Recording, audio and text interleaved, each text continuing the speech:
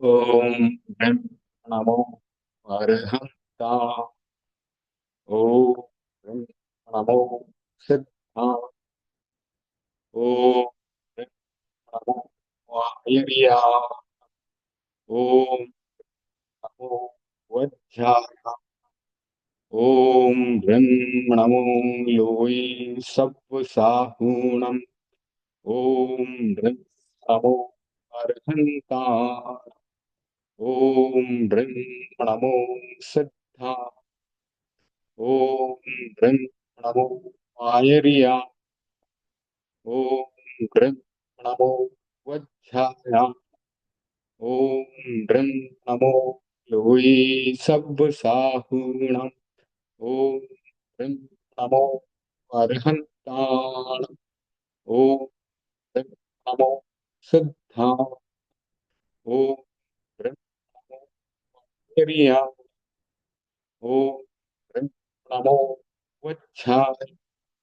ओम ड्रं नमो लोई सब साहूण। ओम ड्रं नमो अरहंता। ओम ड्रं नमो सिद्धा। ओम ड्रं नमो वायरिया। ओम नमो वज्झा। ओम ड्रं नमो लोई सब साहूण। ओम ड्रं नमो अरहंता। ओम ड्रं नमो सिद्धा। ओम ह्रीं नमो वायरिया। ओम ह्रीं नमो वज्राय। ओम ह्रीं नमो लोई सब साहूण। ऐसो पंचणमुक्कारो सब पावपणासण। मंगला च सब्बे सिंह पढ़मं हवै मंगलम। पढ़मं हवै मंगलम। परम पूज्य आचार्य श्री महाप्रज्ञ जी के चरणों में कोटि कोटि वंदन। परम पूज्य आचार्य श्री महाश्रवण जी के चरणों में कोटि कोटि वंदन। आप सभी पधारे हुए धर्म प्रेमी श्रावक श्राविकाओं को सादर जय जिनेन्द्र। तो प्रेक्षा कल्याण वर्ष इस वर्ष मनाया जा रहा है, इसलिए ध्यान से शुरुआत करेंगे। तो सुखासन, वज्रासन, पद्मासन या अर्ध पद्मासन या जिस किसी आसन में सुखपूर्वक बैठ सकें वैसे आसन का चुनाव करें। ज्ञान मुद्रा या वितराग मुद्रा लगाएं। अपनी दाई हथेली को बाई हथेली के ऊपर रखें, यह है वितराग मुद्रा। और तर्जनी को अंगूठी के साथ लगाकर घुटने पर रखें, तो यह है ज्ञान मुद्रा। तो जो मुद्रा आपको ठीक लगे वो लगाएं। आंखें कोमलता से बंद करें, कोई जोर या प्रेशर नहीं लगाएं। रीढ़ की हड्डी और गर्दन की हड्डी को सीधा रखें। शरीर को ढीला छोड़ें। प्रतिमा की भांति अडोल, स्टेच्यू जैसे कहते हैं। शरीर निष्प्रकंप। कायोत्सर्ग की साधना के लिए शिथिलता की साधना। तस् उत्तरीकरणेन पायच्छित करणेन विसोही करणेन विसल्लीकरणेन पावाणं कम्माणं निगाणठाय थामि कौसर्गम। अपने शरीर की प्रेक्षा करेंगे और उसे शिथिलता का सुझाव देंगे। पहले अपने दाएं पैर के अंगूठे पे ध्यान लगाएं। प्रेम पूर्वक उसे सुझाव दें। अंगूठा शिथिल हो रहा है। शिथिल हो गया है। दाहिने पैर की अंगुलियां शिथिल हो रही हैं। शिथिल हो गई हैं। दाहिने पैर का तलुआ, पंजा एड़ी, सब पर अपने ध्यान को, चित्त को लगाएं। वहां के प्रकंपनों का अनुभव करें। कोई तनाव न रहे, कोई दर्द न रहे। उसे शिथिल होने का प्रेम पूर्वक सुझाव दें। दाहिने पैर, राइट हैंड साइड का फीट शिथिल। तलवा, एड़ी और पंजा शिथिल हो गया है। अब अपना ध्यान दाहिने पैर की पिंडली और घुटने पर लगाएं। वहां के प्रकंपनों का, स्पंदनों का अनुभव करें और उसे शिथिल होने का प्रेम पूर्वक सुझाव दें। दाहिने पैर का घुटने तक का भाग शिथिल हो गया है, शिथिल हो गया है। दाहिने पैर के कमर तक के भाग पर ध्यान लगाएं। वहां के स्पंदनों का, प्रकंपनों का अनुभव करें। प्रेम पूर्वक सुझाव दें। दाहिने पैर का कमर तक का भाग शिथिल हो गया है, शिथिल हो गया है। अब बाएं पैर के अंगूठे से शुरू करें। अपने चित्त को वहां ले जाएं और प्रेम पूर्वक सुझाव दें। बाएं पैर का अंगूठा शिथिल हो गया है, शिथिल हो गया है। बाएं पैर की अंगुलियां, वहां पर चित्त को ले जाएं। वहां के स्पंदनों का अनुभव करें और प्रेम पूर्वक सुझाव दें।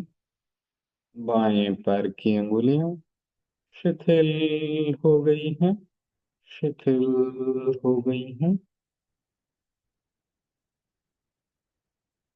बाएं पैर का पंजा, तलुआ, एड़ी सब शिथिल हो रहे हैं, शिथिल हो गए हैं। बाएं पैर की पिंडली और घुटने पर ध्यान लगाएं। वहां के स्पंदनों का अनुभव करें।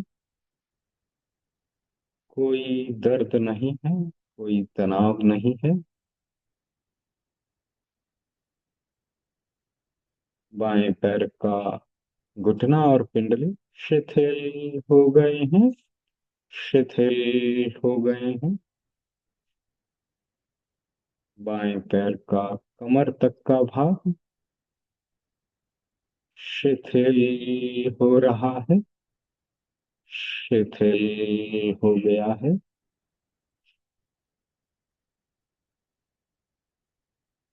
दोनों पैर शिथिल हो गए हैं। अब अपने चित्त को कमर से ऊपर नाभि तक के भाग तक लगाएं। भीतर में आमाशय, पक्वाशय, एड्रेनलिन ग्रंथियां, लीवर, प्लीहा, सब पूरा पाचन तंत्र, छोटी आंत, बड़ी आंत, सब के अनुभव को अपने चित्त से देखें। वहां के प्रकंपनों को, स्पंदनों को देखें। प्रेम पूर्वक सुझाव दें। ये सब नाभि तक का भाग शिथिल हो गया है, शिथिल हो गया है। नाभि के ऊपर तेजस केंद्र है, नाभि के नीचे स्वास्थ्य केंद्र, सब शिथिल हो गया है। नाभि के ऊपर चित्त को ले जाएं। नाभि से लेकर कंधे तक के भाग पर ध्यान लगाएं। वहां के स्पंदनों का, प्रकंपनों का अनुभव करें। प्रेम पूर्वक सुझाव दें। हृदय, फेफड़ा सब शिथिल हो रहे हैं।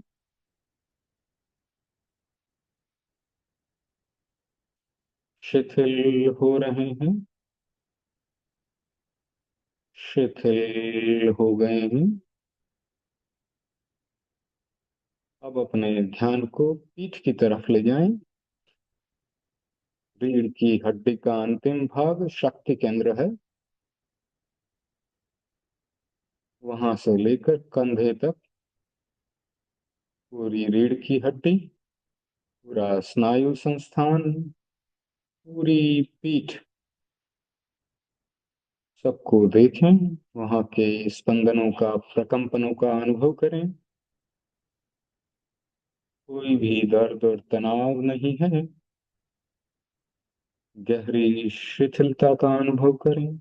प्रेम पूर्वक सबको शिथिल होने का सुझाव दें। Complete relaxation, no tension. अब कंधे के ऊपर गर्दन के भाग पर अपने चित्त को ले जाएं। गर्दन के भीतर झांकें। श्वास नलिका, भोजन नलिका, स्वर यंत्र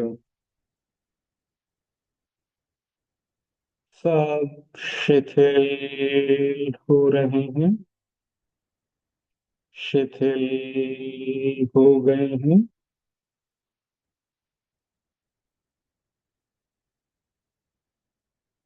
अब अपने चित्त को, अपने ध्यान को गर्दन के ऊपर ले जाएं। ठुड्डी, होंठ, दोनों गाल, जिह्वा, दंत पंक्ति, सबको प्रेम पूर्वक सुझाव दें। ये सब शिथिल हो रहे हैं। शिथिल हो गए हैं।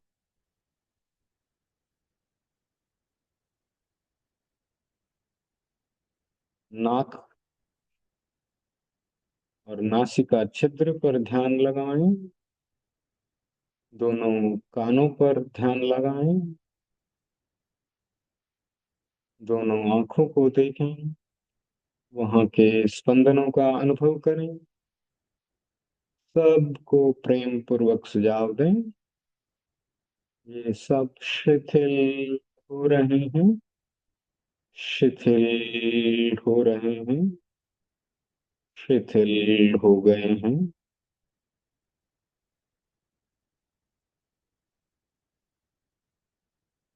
अपने ललाट पर ध्यान लगाएं, जहां तिलक करते हैं वहां का पूरा भाग। उसके ऊपर मस्तिष्क का भाग, हाइपोथैलेमस, चोटी का भाग जो कि ज्ञान केंद्र है।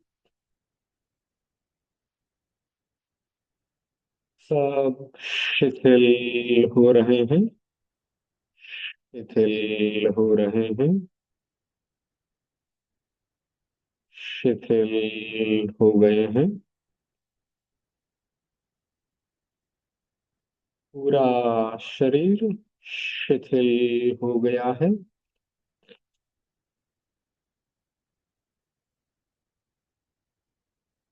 अंगूठे से लेकर चोटी तक का भाग,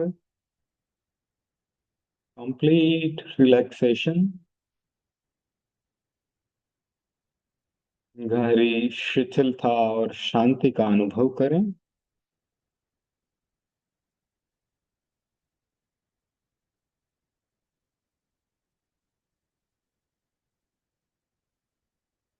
शरीर प्रतिमा की भांति अड़ोल, just like a statue, and complete relaxation.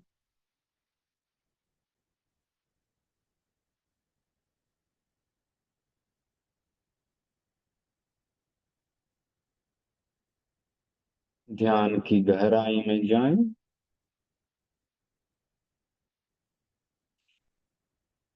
हमारी आत्मा इस शरीर के अंदर फैली हुई है। शरीर के दर्शन के साथ आत्मा के दर्शन का यह अनुभव है। शरीर स्थूल है, उसे हम देख सकते हैं। आत्मा सूक्ष्म तत्व है, लेकिन शरीर के भीतर ही है। उसे हमारी आंखों से नहीं देखा जा सकता, लेकिन वह है शरीर के भीतर, इसलिए हम शरीर की प्रेक्षा करते हैं।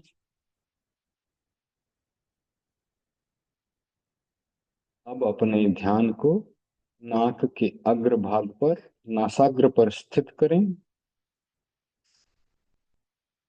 और श्वास को आते जाते देखें। फिर कोई श्वास का अनुभव हो। श्वास आ रहा है और श्वास जा रहा है। जिस प्रकार एक चौकीदार बैंक या दुकान के सामने कुर्सी पर बैठा रहता है, उसी प्रकार अपने चित्त को, अपने कॉन्शियसनेस को नाक के अग्रभाग पर, नाक के आगे पर, के भाग पर लगा दें। अपने चित्त को वहां बिठाकर आते जाते श्वास को देखें। चौकीदार ग्राहक को आते जाते देखता है, बिना राग द्वेष के। उसका ग्राहक के प्रति कोई राग नहीं है, कोई द्वेष नहीं है। उसी प्रकार हमें भी श्वास को आते जाते देखना है। श्वास एक न्यूट्रल आलंबन है ध्यान के लिए। उसके प्रति हमारा कोई राग नहीं, कोई द्वेष नहीं। वह तो सहज रूप से आता है और जाता है, हर समय हमारे साथ रहता है। वह एक ऐसा आलंबन है जो जब तक हम जीते हैं तब तक हमारा साथ नहीं छोड़ता। इसलिए श्वास के आलंबन पर कहीं भी ध्यान किया जा सकता है।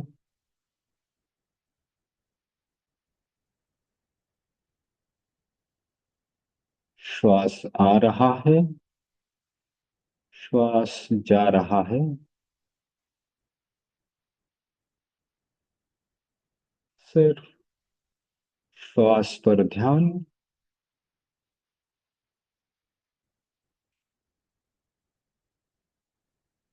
श्वास की गति मंद हो सके तो उसे धीरे धीरे लंबा सांस लेने का अभ्यास कर सकते हैं, उसे लंबा कर सकते हैं। नाक के अग्रभाग पर, जैसे आपने मंदिर में भगवान की प्रतिमा को देखा होगा। भगवान की अध खुली आंखें नाक पर केंद्रित हैं, नाक के अग्रभाग पर केंद्रित हैं। वहां पर प्राण केंद्र है। प्राण 10 प्रकार के होते हैं।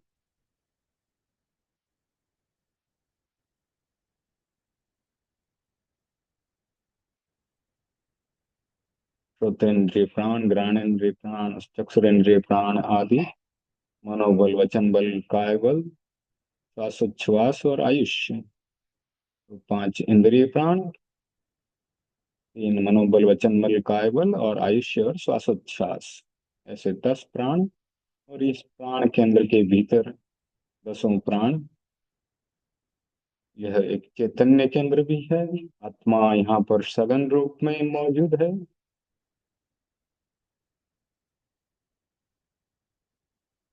प्राण केंद्र पर ध्यान लगाने से प्राण हमारे शक्तिमान होते हैं, शक्तिशाली बनते हैं।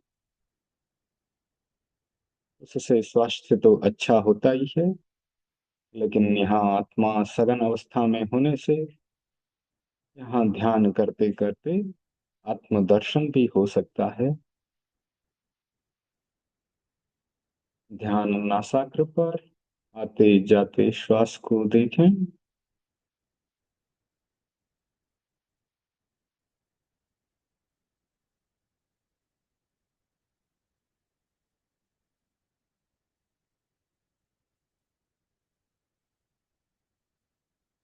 हो सके तो श्वास को लंबा करें। लंबा श्वास भीतर आ रहा है, लंबा श्वास जा रहा है। गहरी शिथिलता बनी रहे। शरीर निष्प्रकंप, प्रतिमा की भांति अडोल।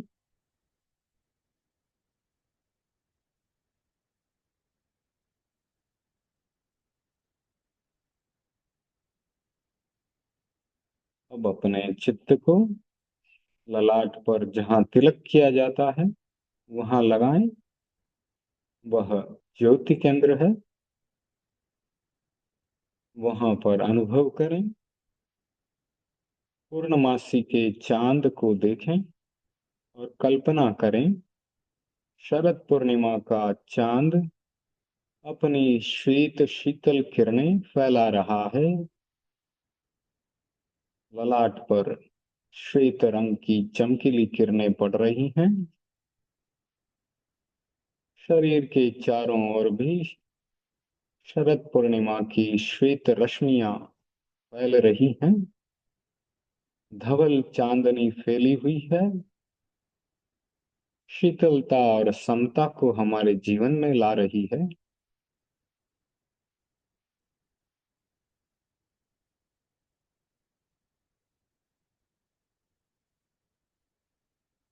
श्वेत रश्मियां चंद्रमा की श्वास के साथ भी भीतर जा रही हैं, श्वास के साथ बाहर आ रही हैं।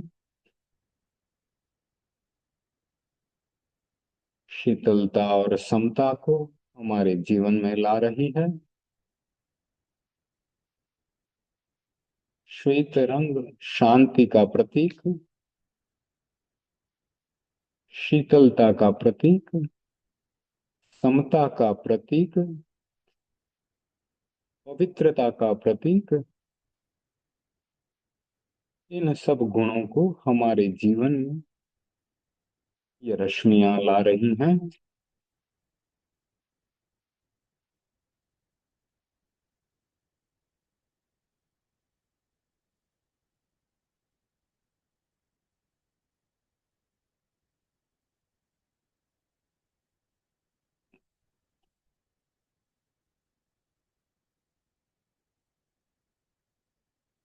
शरद पूर्णिमा की चांदनी सब तरफ फैली हुई है, हमारे कण कण में समा रही है, कषायों का शमन कर रही है,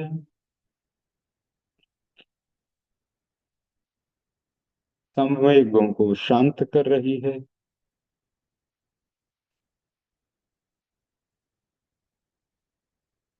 शांति, समता और पवित्रता को हमारे भीतर ला रही हैं।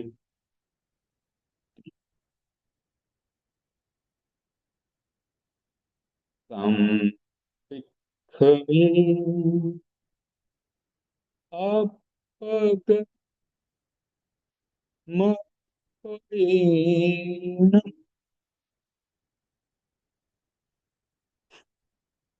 स्वयं स्वयं को देखें, आत्मा से आत्मा को देखें। संपिखई अपग मपयेणम। स्वयं स्वयं को देखें, आत्मा से आत्मा को देखें।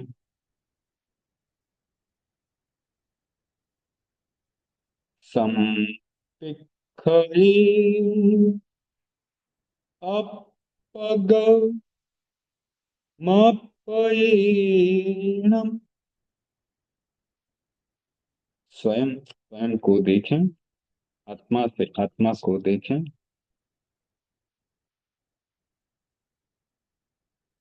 आहम सुविज्जा चरणम तमोक्षम। दुख मुक्ति के लिए विद्या और आचार का अनुशीलन करें। आहम सुविज्जा चरणम तमोक्षम। दुख मुक्ति के लिए विद्या और आचार का अनुशीलन करें। आहम सुविज्जा चरणम तमोक्षम। बहुत ही सुंदर सूत्र दिया है। दुख मुक्ति के लिए विद्या यानी ज्ञान और आचार का अनुशीलन करें। पहले अच्छा ज्ञान अर्जित करें और फिर उस पर आचरण करें। अपना सच में से जाओ मृत्युम भुवेषु कपये। स्वयं सत्य को खोजें और सबके साथ मैत्री करें। अपना सच में से जाओ मृत्युम भुवेषु कपये। स्वयं सत्य को खोजें और सबके साथ मैत्री करें। अपना सच में से जाओ मृत्युम भुवेषु कपये। स्वयं सत्य को खोजें और सबके साथ मैत्री करें। सभी 84 लाख जीव योनियों से हमारी मैत्री हो और अपना सत्य हमें स्वयं खोजना है।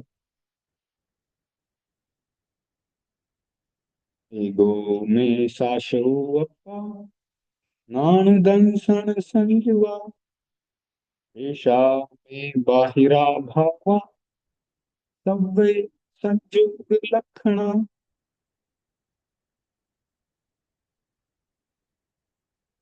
एक मैं यानी कि मेरी आत्मा ही शाश्वत है, ज्ञान दर्शन से युक्त है।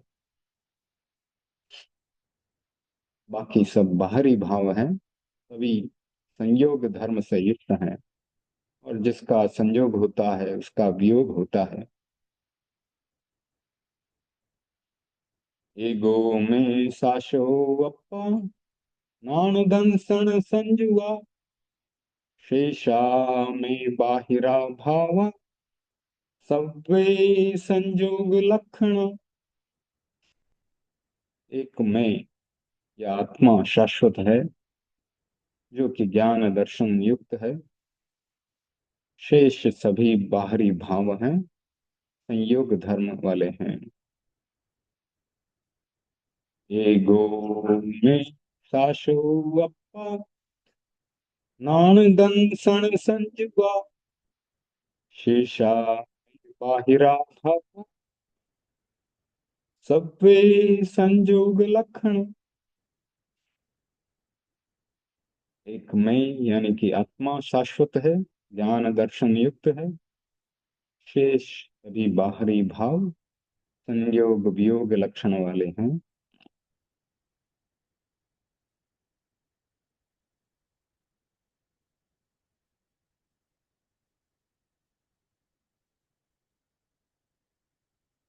गहरी शांति का अनुभव करते हुए 2-3 लंबे श्वास लेते हुए धीरे धीरे अपनी आंखों को खोल सकते हैं।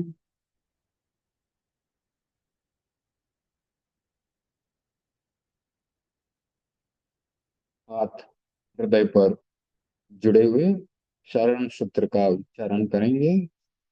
अरहंते शरणं पवच्छं सिद्धे शरणं पवच्छं साहु शरणं पवच्च केवलीपनत्तं धम्मं शरणं पवच्च रहते शरणं पवच्च सिद्धे शरणं पवच्च साहु शरणं पवच्च केवलीपनत्तं धम्मं शरणं पवच्च रहते शरणं पवच्च सिद्धे शरणं पवच्च साधु शरणं पवच्च केवलीपणतं धम्मं शरणं पवच्च। मैं भगवान अरहंत की शरण में जाता हूँ। मैं भगवान सिद्ध की शरण में जाता हूँ। मैं साधु भगवंतों की शरण में जाता हूँ। मैं केवली प्रज्ञप्त जिन धर्म की शरण में जाता हूँ। इस प्रकार आज का ध्यान हम संपन्न करते हैं और अब स्वाध्याय की तरफ आगे बढ़ते हैं। तो कल्याण मंदिर स्तोत्र का स्वाध्याय और भक्तामर स्तोत्र का स्वाध्याय चल रहा है, तुलनात्मक अध्ययन चल रहा है। आज कल्याण मंदिर स्तोत्र का 15वां श्लोक हम लेने जा रहे हैं। श्लोक को हमने पिछली बार पढ़ा था, ऐसा मुझे याद है। अब फिर से इसको विस्तार से उसका वर्णन करते हैं। ध्यानात् जिनेश भवतो भविनः क्षणेन देहम विहाय परमात्म दशां व्रजन्ति विभ्रानलादुपल भावम पाश्यलोके चामीकरत्वं चिरादिव धातु भेदा। बहुत ही सुंदर श्लोक आचार्य श्री सिद्धसेन जी द्वारा रचित, और यहाँ आचार्य श्री महाप्रज्ञ जी उसका विस्तार से वर्णन कर रहे हैं अपनी पुस्तक में। ध्यानात् जिनेश भवतो भविनः क्षणेन देहम विहाय परमात्म दशां व्रजन्ति। बहुत ही सुंदर दो लाइनें हैं कि एक क्षण में जो आपका ध्यान ध्याता है जिनेश भगवान, वो देह से विदेह बन जाता है, परमात्मा दशा में स्थित हो जाता है। तो स्तुतिकार प्रश्न उपस्थित कर रहे हैं कि ऐसा कैसे हो जाता है। तो हम विस्तार से वर्णन पढ़ते हैं। स्तुतिकार के सामने एक नया चित्र उपस्थित होता है। वे आश्चर्य के साथ कहना चाहते हैं, जो लोग आपका ध्यान करते हैं वे इस शरीर को छोड़कर परमात्म दशा में चले जाते हैं। देहम विहाय परमात्म दशाम व्रजंती। आपके ध्यान मात्र से वे शरीर को छोड़कर परमात्म दशा में कैसे चले जाते हैं। आश्चर्य है कि यह कैसे हो सकता है। इतना रूपांतरण कैसे हो जाता है कि देह से विदेह बन जाए। आपको पता होगा कि राजा जनक का एक नाम विदेह था, सीता माता का एक नाम वैदेही था। तो राजा जनक अपनी देह में रहते हुए भी विदेह कहलाते थे। तो दो अवस्थाएं आती हैं, विदेहावस्था और सर्वथा देह मुक्त अवस्था। इस शरीर के रहते हुए भी आदमी विदेह बन जाता है। अगर शरीर के प्रति देहाध्यास छूट गया, आसक्ति छूट गई, ममत्व छूट गया, वह शरीर में रहता हुआ भी विदेह है। तो ऐसी ही स्थिति राजा जनक की थी। तो एक विदेहावस्था संसार में होने वाली अवस्था है, और दूसरी सर्वथा देह मुक्त अवस्था है, शरीर त्याग होने के बाद होने वाली अवस्था। जैसे कि मोक्ष में हमारे भगवान जो शरीर को छोड़कर सभी कर्मों को नाश कर कर वहां पहुंच जाते हैं, वह अवस्था। मृत्यु के बाद शरीर छूटता है पर पूरा नहीं छूटता। साधारण रूप से संसारी जीवों के लिए बताया जा रहा है। यह स्थूल शरीर छूट जाता है, पर सूक्ष्म शरीर या सूक्ष्मतर शरीर जो कि तेजस और कार्बन शरीर है, वह जीव के साथ निरंतर लगा रहता है। उदारिक आहारक वक्रिय तेजस और कार्बन। तो तेजस और कार्बन हर समय हमारे साथ लगे हुए हैं। मृत्यु के बाद आत्मा दूसरा शरीर धारण करने के लिए जब जाती है, उस समय भी तेजस और कार्बन शरीर लगे रहते हैं साथ में, जब तक कि दूसरे स्थान पर आपका जन्म न हो जाए, दूसरा शरीर धारण न कर लिया जाए। तो विदेहा अवस्था देह त्याग की वह अवस्था है जहाँ सूक्ष्म और सूक्ष्मतर शरीर भी छूट जाता है, केवल आत्मा रहती है, शरीर का सर्वथा परित्याग हो जाता है। तो प्रश्न आया कि प्रभु यह कैसे संभव हो सकता है, आप भी सोचें कैसे हो सकता है। तो कवि है, वह प्रकृति का भी अध्ययन करता है, पदार्थ विज्ञान का भी ज्ञाता है। पदार्थ विज्ञान का यह सिद्धांत कवि ने प्रस्तुत कर दिया कि जब अग्नि के तेज ताप में गिरकर पारा सोना बन जाता है, या मिट्टी के साथ जो जमीन से खोदा हुआ सोना है वह भी अग्नि के ताप से शुद्ध हो जाता है, तो इस प्रकार से धातु स्वर्णत्व को प्राप्त कर लेती है, स्वर्णिम आभा वाली बन जाती है। तो फिर आपके ध्यान से विदेह अवस्था क्यों नहीं प्राप्त हो सकती है। तो तीव्रा नलादुपल भावम पाश्य लोके चामी करत्वम चिरादिव धातु भेदा। तो तीव्र अनल यानी तीव्र अग्नि के प्रभाव से संसार में जो मिट्टी से मिश्रित सोना है वह भी पिघलकर अपने स्वर्णत्व को प्रकट कर देता है। तो उसी प्रकार आपके ध्यान से भगवान विदेह अवस्था भी प्राप्त हो जाती है। तो एक वैज्ञानिक नियम प्रस्तुत कर दिया। प्राचीन काल में सोना बनाने की विधि प्रचलित थी। आनंद घन जी बहुत बड़े आचार्य हुए हैं, बहुत बड़े साधक थे। उनकी कोई एक घटना, प्रसिद्ध घटना है कि वे सोना बनाने की विधि को जानते थे। 10वें कालिक सूत्र का पहला अध्ययन और उसकी पहली गाथा, धम्मो मंगलमुत्तिष्ठम् अहिंसा संयमो देवावितं नमंसन्ति जस्य धम्मे सयामणो। वैसा बताया जाता है कि इस श्लोक में भी सोना बनाने की विधि छुपी हुई है। इसका प्राचीन आचार्यों ने बहुत विस्तार से वर्णन किया है।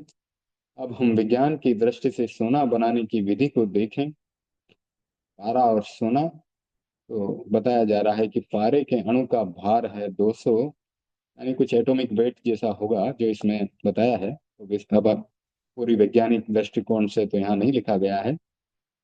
सोने के अणु का भार है 197 ऐसा बताया गया है। तो जब पारे के अणु को तोड़ा जाता है तो पारे में एक अणु और मिल जाता है, उसका भार 201 हो जाता है। मतलब सोने के अणु का भार 201 हो गया, पारे के अणु का भार 201 हो गया एक अणु मिलने से।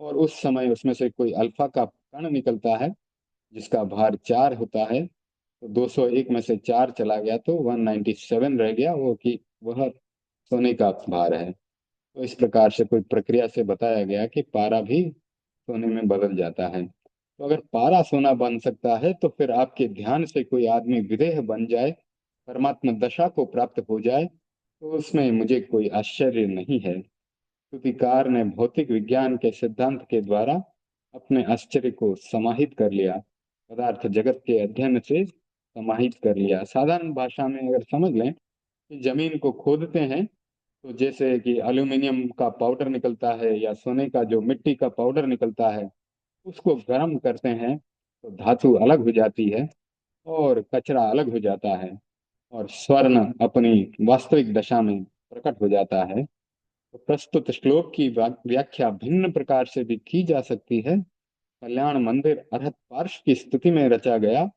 एक ही बहुत विचित्र स्तोत्र है, जिसमें कि स्तुति के माध्यम से अध्यात्म के अनेक रहस्यों का उद्घाटन किया गया है, अभिव्यक्त किया गया है। तो यहाँ हम भक्तामर से तुलना करें तो हम देखते हैं कि शुरुआत में दोनों आचार्यों के मन की स्थिति करीब करीब एक जैसी थी, लेकिन थोड़ा आगे चलकर आचार्य सिद्ध सेन जी ने साधना के रहस्यों को प्रकट किया, प्रकृति के नियमों को देखा, प्रकृति के उदाहरणों को देखते हुए साधना के रहस्यों को उन्होंने अपने अपने श्लोक में गुंफित कर दिया। भक्तामर में भक्त हृदय जो आचार्य श्री थे, मानतुंग जी, उन्होंने एक एक रचना में भगवान के गुणों को बांधा है। और यहाँ पर जो है साधना के रहस्यों का उद्घाटन आचार्य सिद्ध सेन जी कर रहे हैं। तो हम आगे पढ़ते हैं। अध्यात्म के रहस्यों को समझना बहुत कठिन काम है, किंतु आचार्य श्री ने अपनी विलक्षण प्रतिभा के माध्यम से सामना भी की और उनके रहस्यों का उद्घाटन भी कर दिया। अध्यात्म तक पहुंचने के लिए ध्यान बहुत आवश्यक है। इसीलिए हमने ये प्रक्षा प्रक्षा कल्याण वर्ष के उपलक्ष्य में जो है स्वाध्याय के पहले आधे घंटे का ध्यान करने का निश्चय किया है।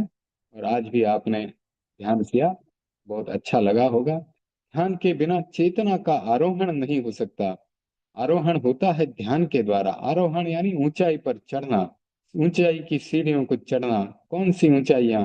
साधना की ऊंचाइयां। श्रेणी आरोहण भी शुक्ल ध्यान की उत्कृष्ट स्थिति में होता है। यानी कि जब केवल ज्ञान की प्राप्ति होने वाली होती है, उसके पहले श्रेणी आरोहण होता है, यानी गुणस्थानों का आरोहण होता है। साधारणतया साधु के भी छठा गुणस्थान होता है, कभी कभी सातवें में चले जाता है, और छठा और सातवां चलता रहता है। लेकिन जब श्रेणी आरोहण होता है, हमारी आत्मा बहुत ही मजबूत मनोबल से प्रयास करती है, ऊपर उठती है, भावना की श्रेणी ऊपर चढ़ती है। तो फिर ऊपर 6 7 से 8 9 10, और कभी कभी तो 11वें से वापस नीचे उतर जाती है। नहीं तो श्रेणी और आरोहण होता है जब कर्म क्षय हो जाते हैं, तो 10वें से सीधे 12वें में जाती है, और 12वें के अंत में केवल ज्ञान की प्राप्ति कर लेती है, चार घाती कर्मों का नाश कर देती है। तो यह होता है श्रेणी आरोहण। उस समय अध्यात्म का नया प्रकाश सामने आता है। आचार्य श्री के मन में प्रश्न हो गया, भगवान, संसारी व्यक्ति शरीर में रहना चाहता है, उसे शरीर सबसे ज्यादा प्रिय है। प्रियता पदार्थ के साथ भी होती है, खाने पीने की चीजों के साथ भी होती है, कपड़ों के साथ भी होती है, पर शरीर के साथ सबसे ज्यादा होती है, क्योंकि आत्मा तो शरीर में ही बस रही है, शरीर के सबसे ज्यादा निकट है। केवल ये शरीर चौबीसों घंटे साथ रहता है, आत्मा शरीर में रहता है, वह आत्मा का निवास स्थान है। इतना निकट संबंध हो गया है कि आत्मा और शरीर का भेद ही समाप्त हो गया। हमें वह भेद ज्ञान रहा ही नहीं, अभी चिंतन ही नहीं आया। व्यक्ति यह नहीं मानता कि मैं अलग हूं और शरीर अलग है। साधारण रूप से किसी आदमी से मिलेंगे तो वो नहीं बता पाएगा कि शरीर भिन्न है और आत्मा भिन्न है। दोनों में इतना एकत्व हो गया है कि भेद रेखना रेखा को भी खींचना मुश्किल हो गया है। इतने जन्म जन्मांतर से हम शरीर के प्रति आसक्त हैं, हम शरीर के भीतर रहते चले आ रहे हैं। आदि कहते हैं ना कि हमारे आदि जो है उसका वर्णन तीर्थंकर भी नहीं कर सकते, केवल ज्ञानी भी नहीं कर सकते। संसार की आदि का वर्णन केवल ज्ञानी भी नहीं कर सकते। तो इतना अनंत काल बीत गया है। तो जो शरीर है वह मैं हूँ, और जो मैं हूँ वह शरीर है, यह सामान्य अवधारणा है। शरीर अलग है और मैं अलग हूँ, इस प्रकार का चिंतन करने वाला व्यक्ति अध्यात्म की दशा में चला जाता है। उस अध्यात्म की दिशा में आगे बढ़ गया तो फिर उसका ऊर्ध्वारोहण होना शुरू हो जाता है। प्रभु, कोई व्यक्ति आपका ध्यान करता है, वह इस शरीर को छोड़कर परमात्मा बन जाता है। जो शरीर अनादि काल से साथ चल रहा है, उसे छोड़ता है। अपने इतने बड़े साथी को, जो एक जन्म से नहीं है, पता नहीं कितने हजारों लाखों करोड़ों असंख्य अनंत जन्मों से साथ चल रहा है, उस शरीर को छोड़ देना अच्छा कैसे होगा? फिर से कवि के मन में प्रश्न उठ रहा है, आचार्य सिद्धसेन जी के मन में प्रश्न उठ रहा है। दूसरी बात यह है कि शरीर को छोड़कर वह परमात्मा कैसे हो सकता है? इतने दिन तो शरीर में रहा और अब परमात्मा बन गया, यह कैसे संभव होगा? तो बताया गया कि जब तक तीव्र आग नहीं जलती, तब तक शरीर नहीं जलता। यह शरीर सामान्य आग से नहीं जलता। ऐसा तो होता है कि कोई आदमी आग की लपेट में आ गया, उसका शरीर झुलस गया, बाहर का शरीर जल गया, पर भीतर का शरीर नहीं जला है। पहले स्थूल शरीर है, उसके नीचे सूक्ष्म शरीर है, उससे भी नीचे सूक्ष्मतम शरीर है। ऊपर ऊपर का शरीर जल गया, पर भीतर का शरीर नहीं जला, और वह आग से कभी जलता नहीं है। कोई भी आग ऐसी नहीं जो भीतर के शरीर को जला सके, किंतु प्रभु आपके ध्यान में वह शक्ति है जो भीतर के शरीर को भी जला देती है। जब भीतर का शरीर जल जाता है, तब जीव इस शरीर को छोड़ देता है, परमात्मा दशा को प्राप्त हो जाता है, परमात्मा बन जाता है।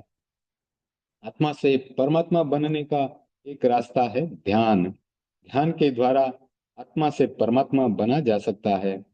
पहले सूक्ष्म शरीर का मोह छोड़ा जाता है, फिर अनुभव की यह स्थिति आ जाती है कि शरीर मेरा नहीं है। उपाध्याय विनय विजय जी ने शांत सुधारस भावना में इसका बहुत सुंदर वर्णन किया है।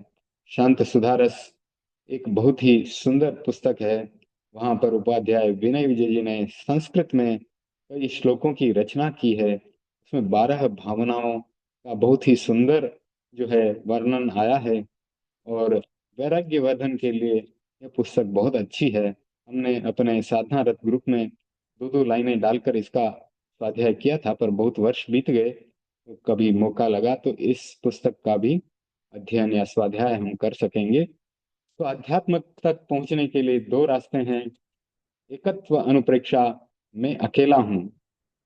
अन्यत्व अनुप्रेक्षा, आत्मा भिन्न है और शरीर भिन्न है। विनय विजय जी ने बहुत सुंदर लिखा है, विनय निभालय निज भवनम, यानी कि अपने घर को देखो, निज भवनम निभालय निज भवनम, यानी अपने भीतर झांको, अपने घर को देखो। आज हजारों लाखों लोग नए नए घर बना रहे हैं। हिंदुस्तान में इन 10 वर्षों में कितने घर बन गए हैं, और अपना घर कितने लोगों ने बनाया है। सीमेंट, लोहा, ईंट, कंक्रीट आदि सामान का उपयोग कर विशाल भवन तैयार कर लिए, पर एक भी शाश्वत घर नहीं बनाया। वे ऐसे घर बनाते हैं जिन पर आज अधिकार होता है, और कुछ समय बाद वह अपना नहीं रहता। पता नहीं किसका अधिकार हो जाएगा। अपना वह है जो कभी भी छूटता नहीं है। एक छोटी सी कहानी के माध्यम से आचार्य श्री महाप्रज्ञ जी हमें इस सिद्धांत को बता रहे हैं। एक बहुत बड़ा साधक योगी राजमहल के सामने दरवाजे पर जाकर खड़ा हो गया। चौकीदार सामने खड़ा था। वह बोला, महाराज क्या कर रहे हो? तो योगी राज बोले, मैं अंदर जाना चाहता हूँ। तो चौकीदार ने कहा कि भीतर क्यों जाना चाहते हैं? क्योंकि मैं यहाँ रहना चाहता हूँ, मुझे स्थान चाहिए, योगीराज ने जवाब दिया। चौकीदार बोला, महाराज यह धर्मशाला नहीं है, यह राजमहल है, आप यहाँ नहीं रुक सकते। तब योगीराज ने कहा, नहीं, मैं तो यहीं रहूंगा, इसी धर्मशाला में रहूंगा। योगी की तेजस्वी वाणी सुनकर चौकीदार अवाक रह गया, आश्चर्यचकित रह गया। उसने भीतर जाकर राजा को स्थिति का निवेदन किया, स्थिति की अवगति दी। तो राजा स्वयं आया, नमस्कार करके बोला, महाराज ये धर्मशाला नहीं है, राजमहल है। योगी राज ने कहा, यह राजमहल है? अच्छा, ये किसका घर है, किसका राजमहल है? तो राजा ने कहा कि ये तो मेरा है। अब योगीराज ने पूछा कि इसे किसने बनाया?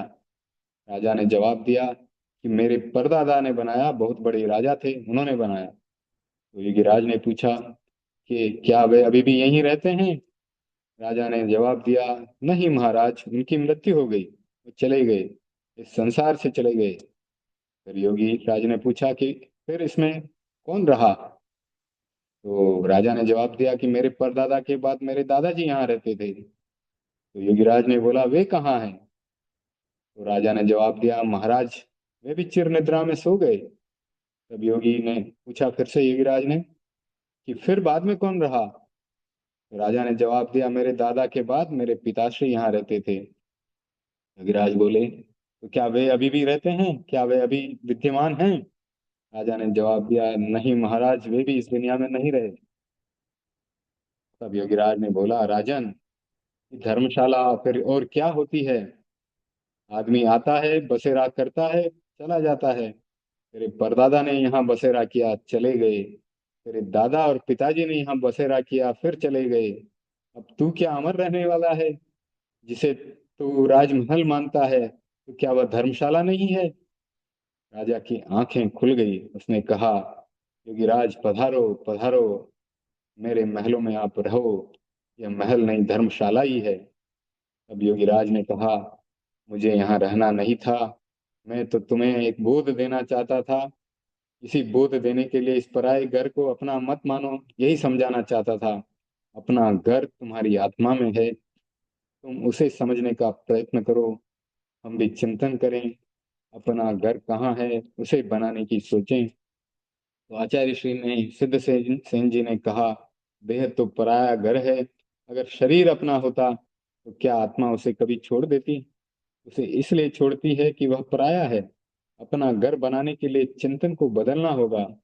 भगवान महावीर की वाणी में अंतिम सच्चाई है, मैं अकेला हूँ, अकेला आया हूँ, अकेला अकेले जाना है और सारे संबंध पराए हैं। आप अकेला अवतरे मरे अकेला होय, क्यों इस जगत में साथी सगो न कोय। तो ये एक भावना है, भावना के ऊपर छोटा सा दोहा है जो मैंने आपको बताया। तो अपना वह होता है जो साथ चलता है, जो साथ नहीं चलता वो अपना कैसे हुआ।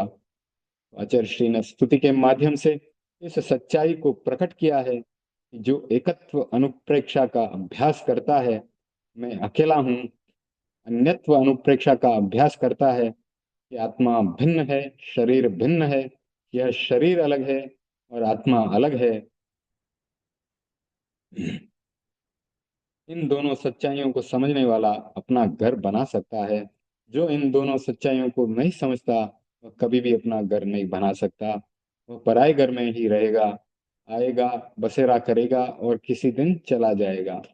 आचार्य श्री ने कहा, प्रभु आपके ध्यान से आदमी इस शरीर को छोड़कर परमात्मा बन जाता है, अपने घर में चला जाता है। अपने घर को न कोई खाली करा सकता है और न कोई कब्जा कर सकता है। वह घर कौन सा है? मोक्ष सिद्धावस्था, सिद्ध शिला के ऊपर अनंत अनंत जो सिद्ध आत्माएं हैं विराजमान है, अनंत सुखों में विराजमान है, ज्ञान दर्शन युक्त हैं, वही उनका स्वभाव है। तो अपने घर में जाने के बाद शाश्वत निवास रहता है, कोई उसे निकाल नहीं सकता। न सरकार निकाल सकती, न कोई हाउस टैक्स लगा सकता है, न कोई कुछ और कर सकता है। वहां न तोड़ फोड़ होती है, न किसी कारीगर की जरूरत रहती है। सामान्य आदमी इस भाषा में सोचता है, शरीर और आत्मा में इतना गहरा संबंध है, उसे अलग करना कैसे संभव होता है। सुंदर दृष्टांत के साथ बताया गया कि जिस प्रकार तिल में तेल होता है लेकिन दिखाई नहीं देता, लेकिन कोलू के द्वारा उसको जो है कोलू में घुमा करके बैलों के द्वारा और उसको पीस करके उसका तेल और खल को अलग अलग कर लिया जाता है, उसी प्रकार शरीर और आत्मा का संबंध भी टूट सकता है। जिस प्रकार दही के भीतर मक्खन छुपा रहता है और मथनी के माध्यम से उसको मथ करके घी को अलग कर लिया जाता है और छाछ को अलग कर लिया जाता है, उसी प्रकार आत्मा भिन्न है, शरीर भिन्न है और उनको भी अलग किया जा सकता है साधना के द्वारा। तीसरा सिद्धांत बताया गया कि जिस प्रकार अग्नि आदि के द्वारा धातु और मिट्टी को अलग अलग किया जा सकता है, धातु और मिट्टी एक में होकर के रहते हैं। सोने को जमीन से खोदा जाए तो आपको वहां सोना दिखाई नहीं देगा, तो उसको भी आग के द्वारा परिष्कृत किया जाता है, शुद्ध किया जाता है। उसी प्रकार साधना के द्वारा शुद्ध आत्मा तक पहुंचा जा सकता है। तो उसी प्रकार से आचार्य श्री लिख रहे हैं, तीव्र आध्यात्मिक साधना के प्रयत्न से व्यक्ति विदेह बन जाता है, परमात्मा अवस्था को प्राप्त हो जाता है। एक बहुत सुंदर श्लोक का हमने स्वाध्याय कर लिया, अब आगे बढ़ते हैं। विग्रह शमन का मार्ग, अंतः सदैव जिन यस्य विभाव्य से त्वम भव्येह कथम तदपि नाशयसे शरीरम, ये तत्स्वरूपम मथ मध्य विवर्तिनो ही यद्विग्रहम प्रशमयन्ति महानुभावाः। फिर से एक और बहुत सुंदर श्लोक आ रहा है। सिद्ध सेन जी के सामने एक और प्रश्न आ गया। तो देखिए कितना कितनी सुंदर रचना की है, एक एक श्लोक में एक एक प्रश्न, और वह भी साधना के कैसी साधना की जाए, साधना के रहस्यों का उद्घाटन। प्रश्न ही नहीं, समस्या आ गई प्रभु। मैं आपकी स्तुति कर रहा हूँ, किंतु मन में एक बड़ी उलझन है। वह यह है कि जो मनुष्य जिसके माध्यम से आपका ध्यान करते हैं, आप उसी का विनाश कर देते हैं। कोई भी आदमी ध्यान करता है तो आंख मूंद कर शरीर को स्थिर करता है, फिर अपने हृदय प्रदेश में, मस्तिष्क में, चैतन्य केंद्रों में और विशेष मर्म स्थानों में आपका ध्यान करता है। विभाव्य से, ध्याय से, स्मर्य से। तो पहली लाइन में ही बताया गया, अतः सदैव जिन यस्य विभाव्य से त्वम। तो आपकी विभावना की जाती है, आपका ध्यान किया जाता है, आपकी स्मृति की जाती है। स्मृति का माध्यम कौन है? हमारा शरीर। ध्यान करने का माध्यम कौन है? हमारा शरीर। इसीलिए तो शरीर को नौका बताया गया। यानी शरीर को भी हमें रखना है, और इसी भावना के साथ रखना है कि ये शरीर रूपी नौका से हम इस समुद्र को, इस संसार समुद्र को, संसार सागर को पार कर जाएंगे। इसीलिए बताया जाता है कि व्यक्ति साधना भी करे, तपस्या भी करे, लेकिन इस शरीर को भी कुछ न कुछ देता रहे। आहार या भोजन भी दे तो इस भावना से दे कि इस शरीर का हमें तब तक इसको बनाए रखना है जब तक हमारा जो लक्ष्य है, हमारा जो उद्देश्य है, मूल लक्ष्य, लक्ष्य कौन सा? मोक्ष का लक्ष्य। वह जब तक हमें प्राप्त नहीं हो जाए तब तक इस शरीर को भी बनाए रखना है, इसको भी इसका आहार देते रहना है। तो शरीर के बिना कोई ध्यान नहीं होता, शरीर के बिना कोई स्मृति नहीं होती। जो सबसे अच्छा माध्यम है, यश अंतः, जिसके भीतर में आपका ध्यान किया जाता है, उसी शरीर का आप नाश कर देते हैं। जो व्यक्ति सहायता करे, कम से कम उसकी तो रक्षा आपको करनी चाहिए, विनाश नहीं करना चाहिए। तो जो ध्यान करने का माध्यम बना, उसी का आप नाश कर देते हैं। कैसे हैं आप? आश्चर्य की बात है। लोग कहेंगे कि जिसने स्थान दिया उसी का नाश कर दिया, तो यह तो अच्छा नहीं लगता। स्तुति उस व्यक्ति की करनी चाहिए जो शरणागत की रक्षा करे, जो स्थान दे, आश्रय दे, उसकी रक्षा करनी चाहिए। हमारा शरीर सबसे बड़ा माध्यम है, तो बेचारे शरीर को दोनों बातें सहनी पड़ती हैं। एक और तो शरीर को नौका कहा गया, शरीर माहु नावत्ति।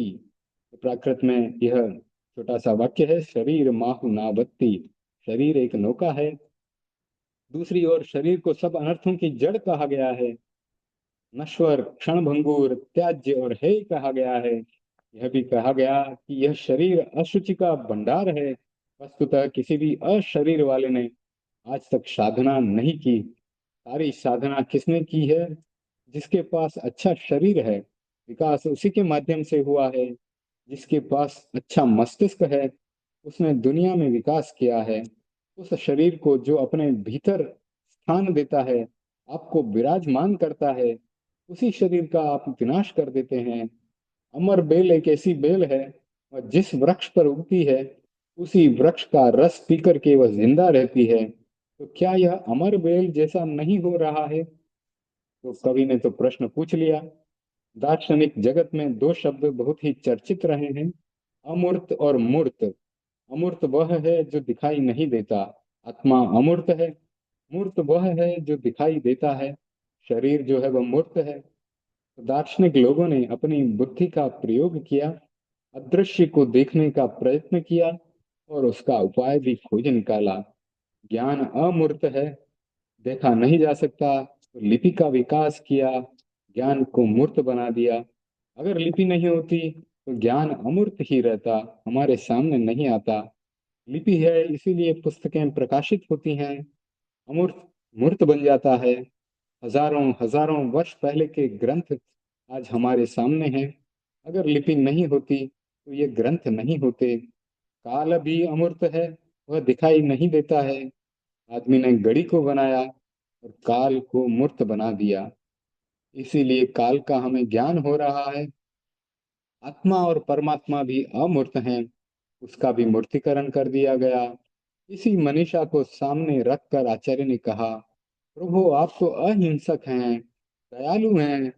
आपने पार्श्वनाथ की स्तुति है इस कल्याण मंदिर स्तोत्र में। तो फिर से वह उदाहरण आ रहा है कि आपने तो काठ में जलते हुए, लकड़ी में जलते हुए सर्प को बचाया था, आप यह क्या कर रहे हैं? विचित्र स्थिति है।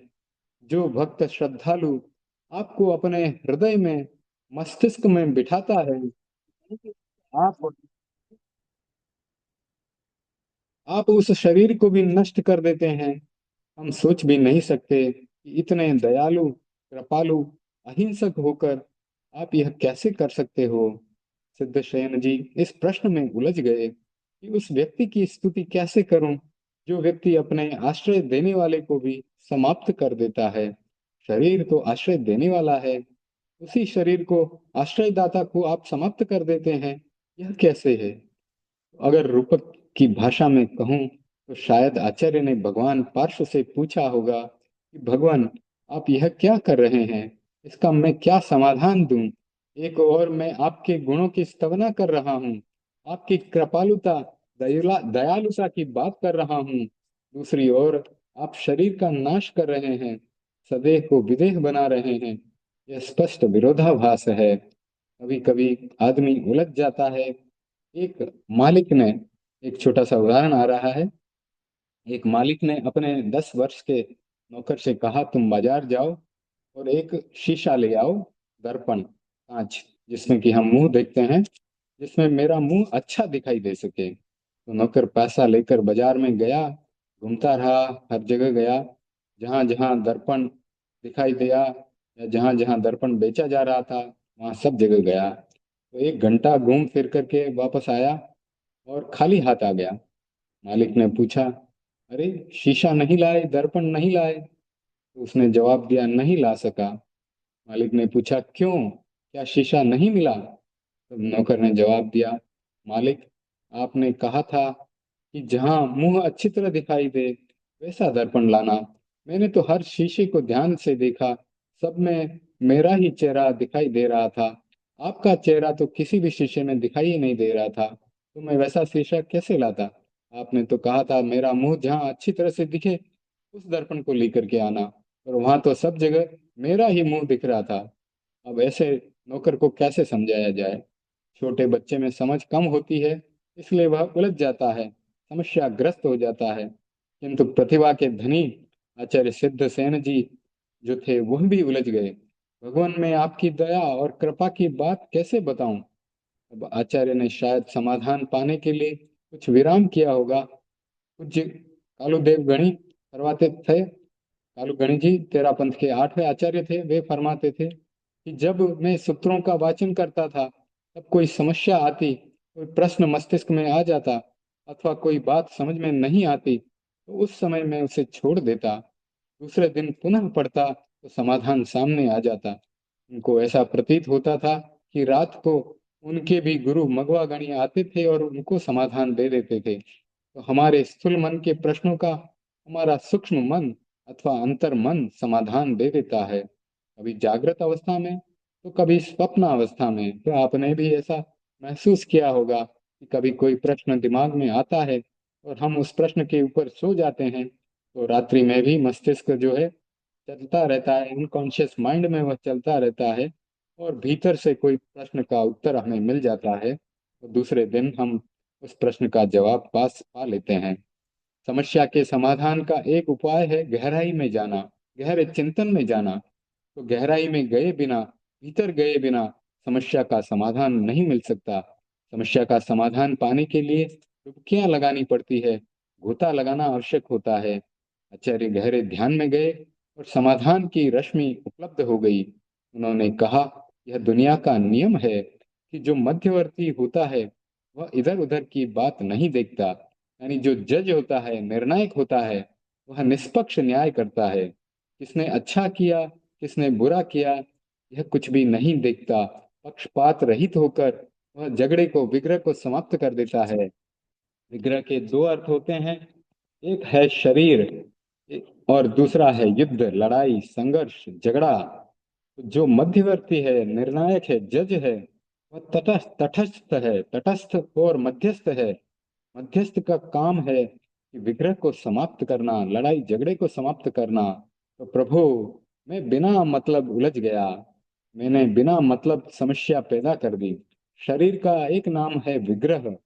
सारा विग्रह कहाँ से पैदा होता है? सारे ममत्व का उद्गम स्थल कौन है?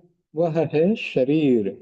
आसक्ति का उद्गम स्थल कौन है? शरीर, क्योंकि शरीर के प्रति हमारी बहुत आसक्ति है। परिग्रह का उद्गम स्थल कौन है? शरीर, क्योंकि शरीर है तो हमें खाना भी चाहिए, कपड़े भी चाहिए, और अन्य सुख सुविधा के साधन भी चाहिए, तो परिग्रह का उद्गम स्थल भी शरीर है। स्थानम सूत्र, स्थानांग सूत्र एक आगम है, उसमें तीन प्रकार के परिग्रह बतलाए गए हैं। उनमें एक है शरीर। तो शरीर एक परिग्रह है। यदि अशरीर हो जाए तो पदार्थ के प्रति ममत्व की अपेक्षा ही नहीं होती है। अशरीरी को ममत्व नहीं करना पड़ता, क्योंकि सारा ममत्व शरीर का है। सारी समस्याएं शरीर से पैदा होती हैं। सबसे बड़ी समस्या है भूख की। सारी प्रवृत्तियां क्यों करनी पड़ती हैं? सर्वारंभा तंडुल प्रस्थ मूलाः, यानी कि एक सेर चावल, एक पुराने जमाने में माप का एक कटोरा जैसा होता था, प्रस्थ कहते थे उसको।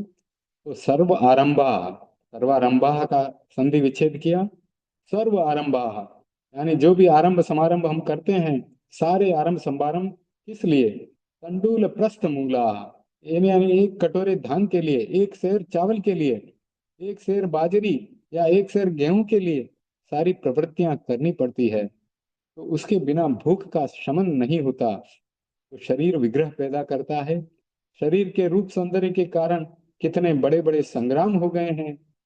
आप हैं मध्यस्थ और शरीर है विग्रह। तो मध्यस्थ का काम है विग्रह को समाप्त करना, झगड़े को समाप्त करना। तो वह पक्षपात नहीं करता, मध्यस्थ रहता है प्रभु। तो आप मध्यस्थ हैं, जज हैं, निर्णायक हैं। इसलिए जिसके भीतर आपका ध्यान किया जाता है उसका भी नाश कर देते हैं, क्योंकि वह झगड़े की जड़ है, वही विग्रह है। अब सिद्धसेन जी पार्श की भाषा में भी कह रहे हैं, भगवान पार्श की भाषा में, कि तुम जानते नहीं हो, शरीर और आत्मा का संघर्ष चल रहा है। आत्मा शुद्ध है, ज्ञानमय है, चैतन्यमय है, और शरीर उसका आवरण बना हुआ है। तो आयुष्य कर्म है, तब तक हम इस शरीर में रहते हैं। तो कर्मों के कारण शरीर आवरण बना हुआ है। आचार्य को अपनी अंतः प्रज्ञा से या पार्श्वनाथ भगवान की अंतर्भूत ज्ञान रश्मियों से समाधान मिला कि तुम उलझ क्यों रहे हो, प्रश्नों के समाधान की तरफ आगे बढ़ो। पार्श्वनाथ भगवान जो काम कर रहे हैं वह दया का नहीं, महान दया का काम है। एक वर्ष से नहीं, 100 वर्ष से नहीं, अनादि काल से जो संघर्ष चल रहा है। आत्मा शुद्ध रहना चाहती है, शरीर उसका आवरण बन जाता है। वह ज्ञान को भी ढक देता है, शक्ति को भी प्रतिहत कर देता है। ज्ञानावरणीय कर्म ज्ञान को ढकता है, अंतराय कर्म शक्ति को प्रतिहत कर देता है। प्रश्न है कि आत्मा है या नहीं? शरीर दिखाई देता है, लेकिन आत्मा दिखाई नहीं देती। आत्मा प्रकट होना चाहती है, किंतु शरीर ही है जो उसे प्रकट होने नहीं देता, वह उस पर पर्दा डाल रहा है। तो यह शरीर और आत्मा का संघर्ष है। जब दो व्यक्तियों की लड़ाई होती है, तब किसी तीसरे व्यक्ति को मध्यस्थ बनाया जाता है। तो पार्श्वनाथ भगवान ने कहा, शरीर और आत्मा ने मुझे मध्यस्थ बना दिया। शरीर और आत्मा वे कह रहे हैं कि हमारी लड़ाई को मिटाओ। हम कब से लड़ रहे हैं? लोग लड़ते हैं और हाई कोर्ट, सुप्रीम कोर्ट तक चले जाते हैं। फैसला कब होता है? जब कभी 5 वर्षों में तो कभी 10 वर्षों में। समाचार पत्रों में यह संवाद भी पढ़ा है कि दादाजी ने केस किया था और फैसला किसे मिला? पोते को, पड़पोते को। तो दादाजी और पिताजी दोनों इस दुनिया से विदा हो गए। इतना समय लंबा समय लगता है। भगवान पार्श ने कहा, तुम्हारी लड़ाई का अंत तभी होगा जब तुम अलग अलग चले जाओगे, अपना स्थान बदल लो। आत्मा से कहो, आत्मा से कहा कि तुम्हारा स्थान है ऊर्ध्वलोक में और शरीर का स्थान है इस धरती पर, तो तुम इस धरती पर मत रहो। तो दोनों को पार्श्वनाथ की बात न्याय संगत लगी। पार्श्वनाथ भगवान तो ऊपर सिद्ध शिला के ऊपर चले गए और उनका शरीर नीचे रह गया। जब तक शरीर में अवस्थित भगवान पार्श्व थे, तब तक शरीर सक्रिय था, जीवित था। और जैसे ही पार्श्वनाथ भगवान ऊपर गए, शरीर मुर्दा बन गया, नष्ट हो गया। तो आचार्य श्री सिद्धसेन जी ने कहा, प्रभु यह विचित्र बात है कि जिस शरीर ने आपको आश्रय दिया उस शरीर को आपने नष्ट कर दिया। तो भगवान पार्श बोले, मैंने नष्ट नहीं किया, मुझे तो मध्यस्थ बनाया गया था। आत्मा और शरीर ने, मध्यस्थ का काम होता है निर्णय देना। मैंने निर्णय दिया, आत्मा तुम अलग रहो, शरीर तुम अलग रहो, तो झगड़ा शांत हो जाएगा, विग्रह शांत हो जाएगा। तो जब आत्मा चली गई तब शरीर अपने आप ही नष्ट हो गया, तो इसका मैं क्या करूं। दर्शन के रहस्यपूर्ण सिद्धांत को समझने के लिए आचार्य श्री ने गूढ़ श्लोक रच दिया। जहाँ इसमें चिंतन की मौलिकता झलकती है, वहाँ ऊर्ध्वारोहण की प्रेरणा भी मिलती है, जो आत्मा के निरावरण स्वरूप का बोध कराने में सक्षम है। तो एक बहुत ही सुंदर श्लोक का हमने अच्छे से विस्तार से स्वाध्याय किया। अंतः सदैव जिन यस्य विभाव्य से त्वम भव्येह कथम तदपि नाशयसे शरीरम एतत् स्वरूपमत् मध्य विवर्तिनो ही यद विग्रहम प्रशमयंति महानुभावाः। तो कैसे महान व्यक्ति साधना करके ऊर्ध्वारोहण कर लेते हैं, इस बारे में हमने जानकारी प्राप्त की। तो 15 और 16वां श्लोक का समाप्त हुआ इसका कल्याण मंदिर स्तोत्र का। अब आगे बढ़ते हैं। अब 17वां श्लोक है। यह जो है भक्तामर से आ रहा है। अपूर्व सूर्य और अपूर्व चांद से आदिनाथ भगवान की तुलना कौन कर रहे हैं भक्तामर में? आचार्य श्री मान तुंग जी कर रहे हैं। तो श्लोक क्या है? नास्तं कदाचिदुपयासि नराहु गम्यः स्पष्टीकरोसि सहसा युगपज्जगन्ति नाम्भो धरोधर निरुद्ध महाप्रभावः सूर्यातिशायि महिमासि मुनीन्द्र लोके। तो आचार्य श्री मान तुंग जी भी एक एक श्लोक आगे बढ़ रहे हैं, और वे भी प्रकृति को देख करके भगवान के गुणों को प्रकट कर रहे हैं। आदिनाथ भगवान से सूर्य की तुलना कर रहे हैं। अब उस श्लोक को हम विस्तार से सुनते हैं, उसके बारे में क्या लिखा है आचार्य श्री महाप्रज्ञ जी ने। शक्ति और प्रकाश की पूजा होती है। स्तुतिकार ने ज्योति की पूजा की है। उन्होंने देखा आदिनाथ भगवान ज्योतिर्मय हैं। बाह्य जगत में एक ज्योतिर्मय पदार्थ है दीप। तो पहले उन्होंने दीप के साथ तुलना की निर्धूम वर्तिरप श्लोक में। उसका हमने स्वाध्याय पिछले पिछली मीटिंग में किया था। तो अब आगे बढ़ रहे हैं हम।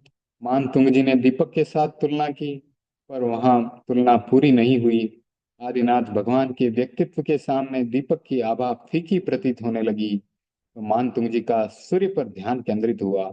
सोचा कि सूर्य तो बहुत ही ज्योतिपुंज है, बहुत ही तेजस्वी है, पृथ्वी पर विचरण करने वाला है। इस चिंतन के साथ ही आचार्य श्री मान तुंग जी सूर्य के साथ आदिनाथ भगवान की तुलना करने के लिए समुद्यत हो गए। जब कवि अथवा लेखक तुलना के लिए प्रस्तुत होता है, तो वह तब उस समय वह सबसे पहले प्रकृति का अध्ययन करता है। अध्ययन के बाद तुलना की जाती है। जो व्यक्ति पदार्थ का, प्रकृति का, काव्य के विषय का अध्ययन नहीं करता, वह तुलना कर ही नहीं सकता। आचार्य मान तुंग जी ने सूर्य का अध्ययन शुरू किया। प्रश्न उभरा, सूर्य के साथ आदिनाथ की तुलना कैसे करें? मान तुंग जी सूर्य की प्रकृति का विश्लेषण करने लगे। अनेक तथ्य मान तुंग जी के सामने प्रस्फुटित हो गए। सूर्य जगत को प्रकाशित करता है, किंतु वह अस्त भी होता है। सूर्य राहु का ग्रास बनता है। जब जब पूर्ण सूर्य ग्रहण होता है, धरती पर अंधकार छा जाता है। सूर्य का प्रकाश सीमित क्षेत्र को प्रकाशित करता है।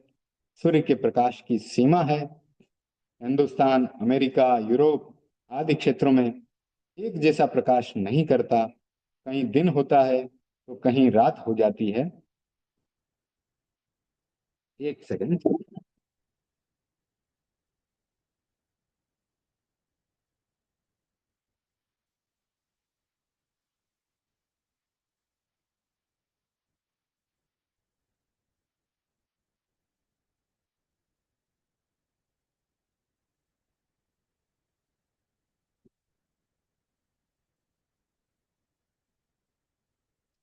तो मान तुंग जी सूर्य के साथ तुलना कर रहे हैं कि सूर्य का प्रकाश सीमित क्षेत्र को प्रकाश करता है। सूर्य राहु का ग्रास बन जाता है। जब जब पूर्ण सूर्य ग्रहण होता है तो धरती पर अंधकार छा जाता है। हिंदुस्तान, अमेरिका, यूरोप आदि क्षेत्रों में एक समान प्रकाश नहीं होता। कहीं दिन होता है तो कहीं रात हो जाती है, कहीं रात होती है तो कहीं दिन हो जाता है। सर्वत्र समान रूप से प्रकाश नहीं करता। सूर्य बहुत तेजस्वी है, किंतु जब आकाश में सघन बादल छा जाते हैं तो सूर्य भी आवृत हो जाता है। कभी कभी तो बादलों की सघनता इतनी हो जाती है कि दिन में भी रात्रि जैसा आभास होने लगता है। तो मानतुंग जी ने सोचा, आदिनाथ भगवान के साथ सूर्य की तुलना कैसे होगी? कहाँ आदिनाथ भगवान और कहाँ सूर्य? आदिनाथ तो सूर्य से अतिशय महिमा वाले हैं। आदिनाथ भगवान कभी अस्त नहीं होते हैं, सतत प्रकाशशील बने रहते हैं। वे राहु का ग्रास भी नहीं बनते। वे सूर्य की भांति सीमित क्षेत्र को प्रकाशित नहीं करते। उनका क्षेत्र असीमित है। वे कभी बादलों से भी आच्छन्न नहीं होते हैं। तो ये चार अंतर अत्यंत स्पष्ट हैं।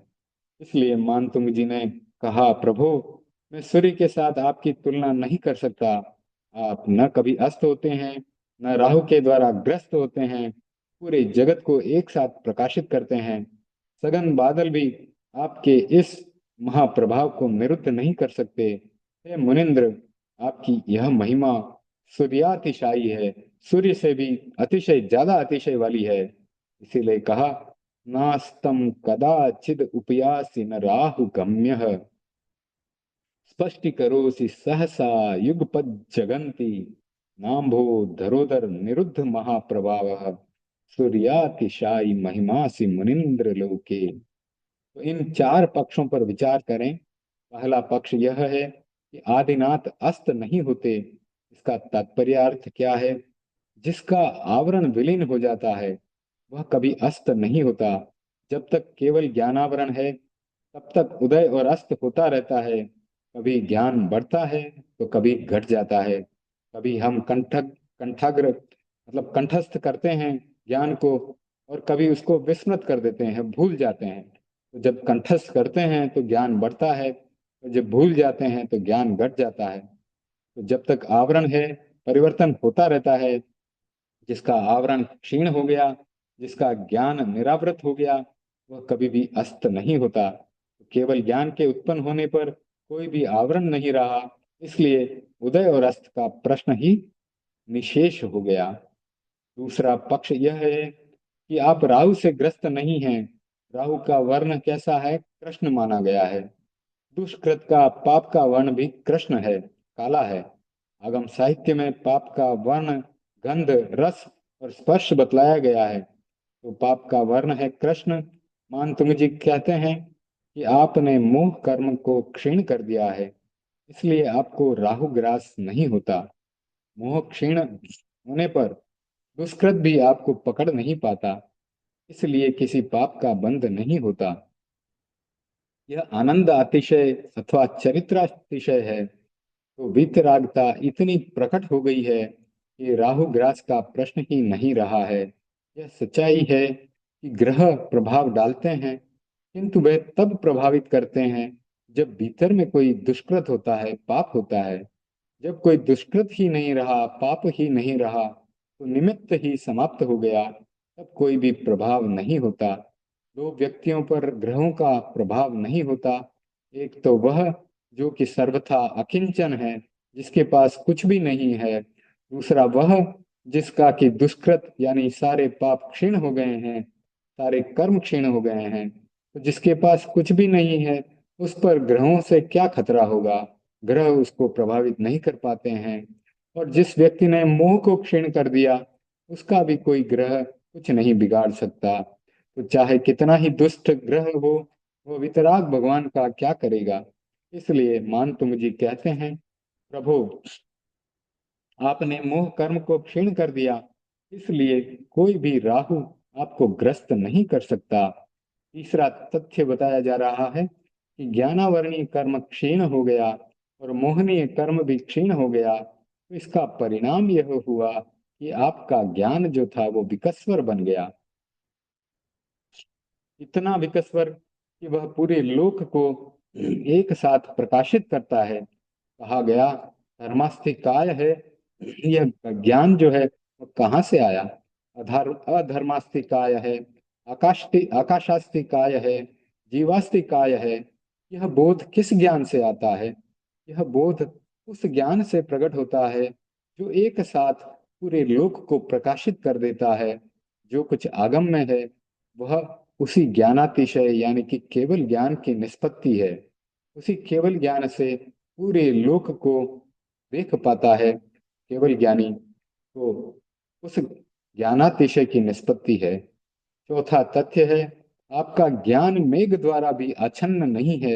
इसका तात्पर्य है कि आप में शक्ति का इतना विकास हो गया है कि कोई भी आपकी शक्ति को स्खलित नहीं कर सकता, उस पर कोई ढक्कन नहीं दे सकता। अंतराय कर्म आपके क्षीण हो गए हैं, उनका जो है क्षय हो गया है, तो कोई भी आपके आड़े नहीं आ सकता। बादल सूरज के आड़े आ जाता है किंतु वह आपके लिए कोई व्यवधान नहीं बन सकता। जब धूप नहीं होती है तब कहा जाता है कि बादल सूर्य के आड़े आ गया है। जब शक्ति अप्रतिहत हो जाती है तब स्खलित करने वाला या अवरोध पैदा करने वाला कोई भी तत्व नहीं रहता है। तो आचार्य मानतुंग जी कहते हैं, आप में शक्ति का इतना विकास हो गया है कि कहीं भी कोई भी अवरोध नहीं है। यह शक्ति का अतिशय है, वीर्यातिशय है। ज्ञानावर्णीय, मोहनीय और अंतराय तीनों क्षीण हो गए। दर्शनावर्णीय का भी इनके साथ विलय हो गया। तो जो गाति चतुष्टय है वह क्षीण हो चुकी है। इस स्थिति में कोई भी व्यक्ति सूर्य के साथ आपकी तुलना नहीं कर सकता। इसलिए मानतुंग जी को यह कहना पड़ा, प्रभु मैं सूर्य के साथ आपकी तुलना करने चला था पर कर नहीं सका। सूर्य आपके सामने बहुत छोटा पड़ जाता है और आप उससे बहुत ही महान हैं। सूर्य के बाद आचार्य मानतुंग जी का ध्यान चंद्रमा पर केंद्रित हुआ। अच्छा होता यदि पहले चंद्रमा से तुलना कर लेते। यह हमारी कल्पना हो सकती है किंतु श्रुतिकार तो स्वतंत्र होता है। लेखक और विचारक जो है वह स्वतंत्र होता है। वह अपनी सूझबूझ से अथवा विशेष प्रयोजन से पहले वर्णनीय को पश्चात और पश्चात वर्णनीय वर्णनीय को पहले वर्णित कर देता है। यह उसकी अपनी इच्छा का प्रश्न है। तो एक प्रश्न, एक घटना के माध्यम से इस सिद्धांत की पुष्टि की जा रही है कि कभी किस प्रकार से पश्चात और जो पश्चात नहीं है उसको पहले और पश्चात वाले को बाद में वर्णित करता है। उसके बारे में किस प्रकार से पहले और बाद का वह निर्णय करता है। तो एक प्रश्न को लेकर दो व्यक्तियों में लड़ाई हो गई। एक ने कहा कि सिंह जो है वह पैदा होता है उस समय सिंगनी जो है वो अंडा देती है। तो दूसरे ने कहा नहीं, ऐसा नहीं होता।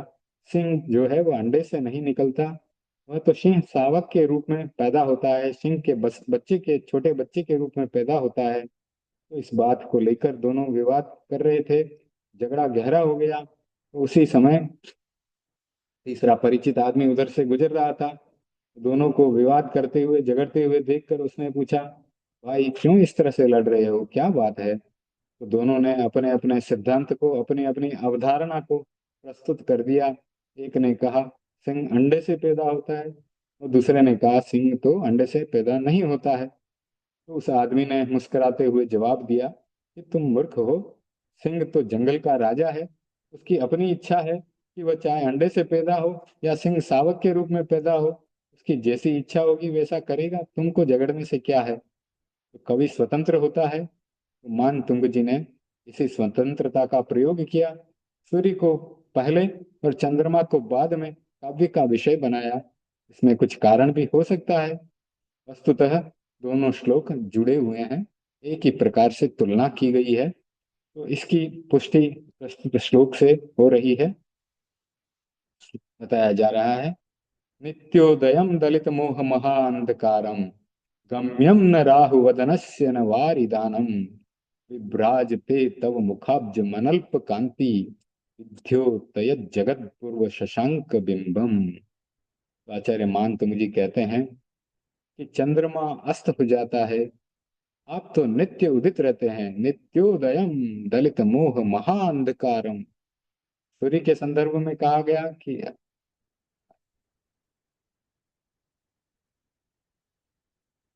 आप कभी अस्त नहीं होते। मतलब सूर्य तो अस्त होता है, लेकिन आदिनाथ भगवान के लिए कहा गया कि आप कभी अस्त नहीं होते, क्योंकि उसमें क्या श्लोक आया था? नास्तम कदाचित उपयासी नराव गम्य स्पष्ट करोसि सहसा युगपत जगंती। तो वहां बताया गया कि आप अस्त नहीं होते। और चंद्रमा के संदर्भ में कहा जा रहा है कि आप नित्योदय हैं। तो दोनों का अर्थ और तात्पर्य अलग अलग नहीं है। चंद्रमा जो है रात को चमकता है और प्रातः काल बादल का टुकड़ा जैसा बन जाता है। चंद्रमा अंधकार को दूर करता है, किंतु वह बहुत ही थोड़े अंधकार को दूर कर पाता है। आपने, आदिनाथ भगवान के लिए बताया जा रहा है, आपने मोह के महान अंधकार को नष्ट कर दिया। दलित तम मोहम महाअंधकारम। तो इस शब्द का संधि विच्छेद करें, दलित और मोह और महाअंधकार, यानी आपने मोह के महान अंधकार को नष्ट कर दिया है। नित्योदय का हेतु यही है। वही नित्य उदित रह सकता है जिसने मोह के अंधकार का विलय कर दिया। जिसने मोह को क्षीण नहीं किया, वह कभी उदित होता है और कभी अस्त हो जाता है। उदित वही है जिसका कि मोह क्षीण हो गया है। तो यहाँ अध्यात्म का एक महान सूत्र बताया जा रहा है। उदय और अस्त होने के संदर्भ में चार प्रकार के व्यक्ति बताए गए हैं। कुछ पुरुष पुरुष जो हैं उदितोदित होते हैं। प्रारंभ में भी उन्नत तथा अंत में भी उन्नत, यानी जब पैदा हुए तभी भी अच्छे और अंत में मृत्यु के समय भी अच्छे। कुछ पुरुष उदितास्तमित होते हैं, यानी प्रारंभ में अच्छे और उन्नत तथा अंत में जो है अनुन्नत हो जाते हैं, अंत समय में ठीक नहीं रहते। उसको उदितास्तमित कहा गया। कुछ पुरुष अस्तमितोदित होते हैं, यानी प्रारंभ में अस्त यानी अनुन्नत, यानी प्रारंभ में ठीक नहीं है और अंत उनका उन्नत है, अंत में अच्छा अच्छा विकास कर लिया है। और कुछ पुरुष जो है अस्तमितास्तमित होते हैं, यानी प्रारंभ में भी अनुन्नत तथा अंत में भी अनुन्नत, यानी जीवन में कोई विकास नहीं कर पाते हैं। तो जिस व्यक्ति में मोह कर्म विद्यमान है, वह कभी नित्योदय नहीं हो सकता। उसमें एक वृत्ति शांत होती है तो दूसरी वृत्ति जाग जाती है। तो उदय और अस्त का यह चक्र चलता रहता है। कभी ऐसा लगता है जैसे वे एकदम शीतलनाथ हैं, और कभी वही व्यक्ति आप देखेंगे कि ज्वालानाथ बन जाता है। हमारे भीतर भी हम कभी शांति का अनुभव करते हैं तो हम शीतलनाथ बने हुए हैं, लेकिन जब भीतर क्रोध आ जाता है, गुस्सा आ जाता है, तेज हो जाता है, तो हम भी ज्वालामुखी बन जाते हैं। तो ऐसी अवस्था भगवान के साथ नहीं है, उनके मोह कर्म नहीं है, इसलिए उन्हें हर समय उदित बताया गया। जंगल में एक सन्यासी ध्यान लगाए बैठा था, धुनी रमाए हुए बैठा था। तो सामने उसका चिमटा भी बड़ा था। चिमटा, पता है आप साधु सन्यासी जो होते हैं चिमटा भी रखते हैं। तो एक राहगीर ने देखा कि सन्यासी आंखें मूंदे बैठा हुआ है। उससे रहा नहीं गया, सन्यासी की ओर मजाक उड़ाते हुए बोला, पाखंडी कहीं का, इस जंगल में धुनी रमा रहा है। तो सन्यासी ने सुना, आंखें खोली, आवेश भर गया कि मुझे पाखंडी कह दिया। सामने पड़ा हुआ चिमटा उठाया, तेज स्वर में बोला, बेवकूफ कहीं का, मुझे पाखंडी कहता है, मैं बताता हूँ कि मैं कैसा हूँ। सन्यासी चिमटा लेकर राहगीर के पीछे दौड़ने लगा। जो व्यक्ति ध्यान में मग्न था, शीतलनाथ बना हुआ था, एक वाक्य से प्रभावित हो गया और ज्वालानाथ बन गया। यह स्थिति हमारे भीतर भी कई बार आ जाती है। उस समय में संतुलन बनाए रखना बहुत बड़ी बात है। तो जहाँ नित्योदय नहीं होता, वहाँ ऐसी स्थितियां आ जाती हैं। कुछ क्षण ऐसे होते हैं जब ऐसा लगता है कि वृत्तियां शांत हो गई हैं। दूसरा निमित्त मिलता है, शांति गायब हो जाती है, आक्रोश की वृत्ति उभर आती है। तो ऐसा व्यक्ति नित्योदय नहीं हो सकता। सदा उदित वही रह सकता है जिसने वृत्तियों को क्षीण कर दिया है, मोह को क्षीण कर दिया है, आप सदा उदित रहते हैं, इसलिए राहु का ग्रास नहीं होते हैं। सूर्य से तुलना के प्रसंग में भी राहु ग्रास की चर्चा की गई है, और चंद्रमा से तुलना के प्रसंग में भी वही चर्चा की जा रही है। सूर्य और चंद्रमा दोनों का ग्रहण होता है, राहु ग्रास होता है, किंतु आपका नहीं होता है। तात्पर्य यह है कि कोई भी व्यक्ति आपके लक्ष्य में बाधक नहीं बन सकता है। ऐसा व्यक्ति सिद्ध योगी बन जाता है। वह जो चाहता है वह कार्य हो जाता है। मानतुंग जी कहते हैं, चंद्रमा बादलों की ओट में छिप जाता है, किंतु आपका प्रकाश कभी आवृत नहीं होता। मानतुंग जी के इस कथन का अर्थ है कि आपकी निर्मल ज्योति को राग के बादल कभी ढक नहीं पाते। तो तीन प्रकार का राग बतलाया गया है: काम राग, स्नेह राग और दृष्टि राग। आचार्य हेमचंद्र जी ने लिखा, काम राग और स्नेह राग को थोड़े अभ्यास अथवा प्रयत्न से मिटाया जा सकता है, किंतु यह जो दृष्टि का राग है, सांप्रदायिक अथवा दार्शनिक राग है, वह दुरुच्छेद है। काम राग स्नेह रागा विशत कर निवारण, दृष्टि रागस्तु पापियान दुरुच्छेद सतामपि। आचार्य मानतुंग जी कह रहे हैं, प्रभु, ये जो काम राग और स्नेह राग के बादल हैं, जो दृष्टि राग के बादल हैं, वे आपके प्रकाश को कभी आवृत नहीं कर सकते। इसके लिए आप अतीत हो चुके हैं, आप इनसे परे जा चुके हैं। बहुत गंभीरता में जाकर आचार्य ने विशुद्ध आध्यात्मिक स्वरूप का चित्रण किया है कि आदिनाथ, आप महान योगी और साधक हैं। जितने दोष माने जाते हैं उन सबको आपने दूर कर दिया है। सामान्यतः 18 दोष अथवा 5 आश्रव बतलाए गए हैं। ये दोष बादल अथवा कोहरा बनकर छा जाते हैं। आपने इन दोनों का अपनयन कर दिया, इसलिए आपका मुख कमल अनल्प कांति संपन्न हो गया। चंद्रमा की कांति अल्प होती है, वह पूरे जगत को उद्योतित नहीं करता। आपकी कांति अनल्प है। आपका मुख कमल इतना तेजस्वी बन गया है कि वह पूरे जगत को उद्योतित कर सकता है। जब भीतर की ज्योति प्रकट होती है, तब बाहर की ज्योति से तुलना नहीं हो सकती। आचार्य ने प्रयत्न किया, अंतर ज्योति की बाहरी ज्योति से तुलना करूं। उनका यह प्रयत्न सफल नहीं हुआ। न दीपक की ज्योति से उसकी तुलना हो सकी, न सूर्य के प्रकाश से तुलना हो सकी, और न ही चंद्रमा के उद्योत से तुलना हो सकी। इसलिए आचार्य मानतुंग जी को कहना पड़ा, आप अपूर्व दीप हैं, आप सूर्य से अतिशायी महिमा वाले हैं, आप अपूर्व शशांक बिंब हैं। वस्तुतः भीतर का अंधकार बहुत जटिल होता है। बाहर के अंधकार को मिटाया जा सकता है, उसे मिटाने के लिए अनेक उपाय खोजे गए हैं। तो पत्थरों को घिसा तो विद्युत पैदा हो गई, अरणी की लकड़ियों को मथा अग्नि प्रकट हो गई। सूर्य ऊर्जा, पावर हाउस आदि इतने उपक्रम हैं जो बाहरी अंधकार को प्रकाश में बदल देते हैं, किंतु इनमें से कोई भी उपाय अंतर ज्योति की तुलना में नहीं आ सकता। जिस व्यक्ति में भीतर की ज्योति जाग जाती है, वह सचमुच में भगवान आदिनाथ के समान बन जाता है। आचार्य मानतुंग जी ने एक आध्यात्मिक और एक कर्म शास्त्रीय दृष्टिकोण को सामने रखकर स्तवना की। साधना के क्षेत्र में साधक आंतरिक ज्योति के जागरण की साधना करता है। उसके प्रस्फुटन के लिए वह दीपक की लौ का ध्यान करता है, मणि की प्रभा, सूर्य की रश्मि अथवा चंद्रमा का ध्यान करता है। इसके ये सारे उपक्रम जो हैं, भीतर की ज्योति को जगाने के लिए होते हैं। जब भीतर की ज्योति जागृत हो जाती है, तब ध्यान करना जरूरी नहीं रहता। भगवान महावीर ने अनिमेष प्रेक्षा का ध्यान किया, एक पुद्गल पर दृष्टि टिकाई, किंतु जब केवल ज्ञान उपलब्ध हो गया, तब न अनिमेष प्रेक्षा की जरूरत रही, न किसी बाहरी ज्योति की अपेक्षा रही। केवल ज्ञान और मोह विलय से जिस ज्योति का जागरण होता है, वो किसी बाहरी ज्योति से उपमित नहीं हो सकती। आचार्य मानतुंग जी ने इसी सच्चाई का इस श्लोक द्वयी में उद्घाटन किया है। जहाँ भीतर की ज्योति जाग जाती है, वहाँ सब कुछ प्राप्त हो जाता है। तृष्णा, दुख, अशांति, घृणा, कुंठा, इन सब का विलय भीतर ज्योति के प्रकट होने पर हो जाता है। जब तक वह ज्योति प्रकट नहीं होती, व्यक्ति का मानसिक स्तर दूसरे प्रकार का होता है। और जब भीतर की ज्योति प्रकट नहीं होती, तब तक तृष्णा जागती रहती है। भीतर की ज्योति प्रकट हो जाने पर पवित्र जीवन का स्रोत बह जाए, सदा मस्ती और आनंद का दरिया लहराए।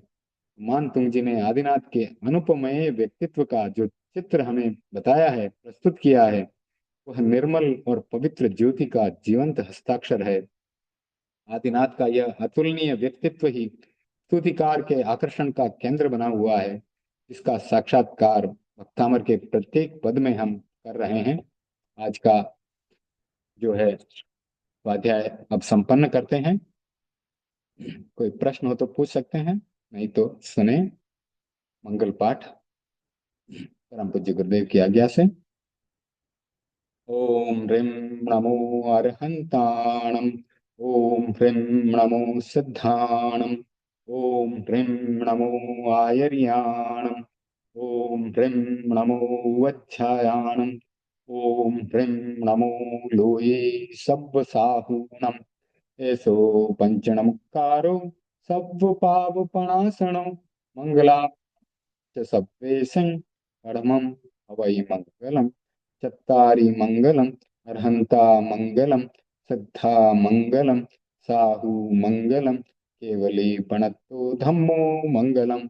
चत्तारि लोगुत्तमा अर्हन्ता लोगुत्तमा। सिद्धा लोगुत्तमा। साहू लोगुत्तमा। केवली पणत्तो धम्मो लोगुत्तमो। चत्तारि शरणं पवज्जामि अरहन्ते शरणं पवज्जामि। सिद्धे शरणं पवज्जामि। साहू शरणं पवज्जामि। केवली पणत्तं धम्मं शरणं पवज्जामि। धम्मो मङ्गलमुक्तिर्थम् अहिंसा संयमो तवो देवादितं नमस्सन्ति यस्य धम्मे सयामणो चैत्याभारहं वासं चक्रवट्टी महिड्यो सन्ति सन्ति करे लोये तत्तो गई मणुत्तरम देवदानव गंधर्वा जक्षरक्षस्य किन्नरा वं भयारिं नमन्सन्ति दुःकरं जयकरन्ति तं सर्वमंगल मंगल्यं सर्वकल्याणकारणं प्रधानं सर्वधर्माणां जैनं जयति शासनं मंगलम भगवान वीरो मंगलम गौतमो गणि मंगलम स्थूलिभद्राद्या जैन धर्मोस्तु मंगलम मंगलम अतिमान भिक्षु मंगलम पारमल्लक मंगलम प्राय चंद्राध्या मंगलम तुलसी गुरु महाप्रज्ञोस्तु मंगलम महाश्रमणोस्तु मंगलम तेरा पंथोस्तु मंगलम विघ्न हरण मंगल करण स्वाम भिक्षुनो गुणवाक सुमन किया सरे अचिंत्य का विघ्न हर मंगल करण स्वाम भिक्षुनो गुणवाक सुमन किया सरे अचिंत्य का विघ्न हर मंगल करण स्वाम भिक्षुनो गुणवाक सुमन किया सरे अचिंत्य का सरे अचिंत्य का सरे अचिंत्य का अंगूठे अमृत बसे लब्धि तणा भंडार श्री गुरु गौतम सुमरिये मन वांछित फल दाता मन वांछित फल दातार। ओम अरहम। जुड़ने के लिए धन्यवाद। जय जिनेन्द्र। अब इस मीटिंग को संपन्न करते हैं।